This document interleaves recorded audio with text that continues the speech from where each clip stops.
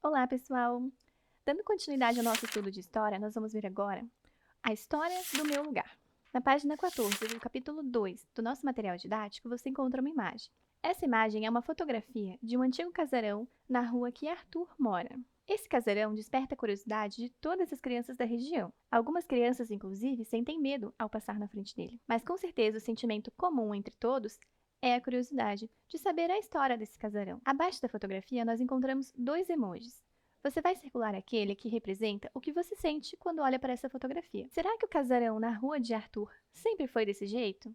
Ou será que aconteceram mudanças com o passar do tempo? Agora, use sua imaginação para escrever uma história sobre esse casarão. Como você acha que ele foi fundado? Quem será que morava nessa casa? Vamos escrever a história? Você pode utilizar o espaço disponível na página 15 para escrever o que você imaginou. A história é justamente o registro do passar do tempo e as mudanças que ocorrem nas coisas e na sociedade. Por exemplo, podemos perceber essas transformações no casarão antigo da Rua do Arthur, assim como em outras moradias. Podemos perceber essas mudanças também nos meios de transportes, nos automóveis. Por exemplo, você já viu um filme de época? Você já percebeu como os veículos eram diferentes em outros tempos? Ou já visitou algum em algum museu? Além disso, as mudanças podem ser notadas também nas nossas paisagens, por exemplo, em livros, filmes, fotografias. Assim, nós podemos perceber o que mudou na nossa cidade. Agora vamos fazer uma atividade na página 17 do nosso material didático. Onde você vive? Há alguma construção ou algum espaço que ajude a contar a história desse lugar? Se a resposta for sim, vamos brincar de fotógrafo? Peça a ajuda de um adulto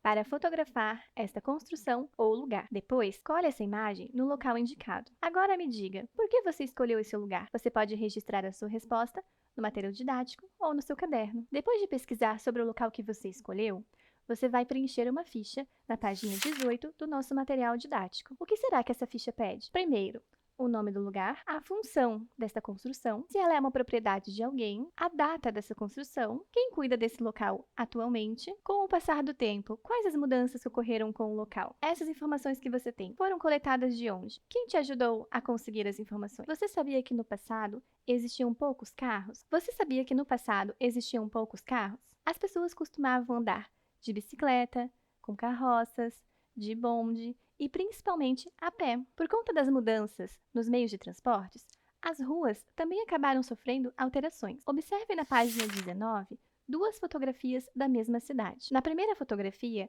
observamos a cidade de Belo Horizonte no passado. Já na segunda fotografia, nós observamos a cidade de Belo Horizonte na atualidade. Quais mudanças podem ser percebidas ao observar as fotografias de Belo Horizonte em diferentes épocas? Vamos realizar as atividades da página 20? Ao analisar as fotografias da página anterior, você deve ter percebido algumas mudanças que ocorreram com o passar do tempo. Com base nisso, vamos preencher a tabela. No primeiro quadro, você deve registrar os elementos que você percebeu que são do passado da cidade. Já no segundo, você vai registrar os elementos que representam a atualidade da cidade de Belo Horizonte. Na cidade que você vive, também devem ter ocorrido grandes mudanças com o passar do tempo. Provavelmente, algumas delas foram vivenciadas pelas pessoas mais velhas que vivem no local. Observe as representações a seguir e pinte aquelas que representam mudanças que ocorreram no local em que você vive e que você tenha presenciado. No passado, as pessoas geralmente moravam em casas maiores, com mais espaço físico. Isso porque as famílias geralmente eram maiores e muitas delas moravam em zonas rurais.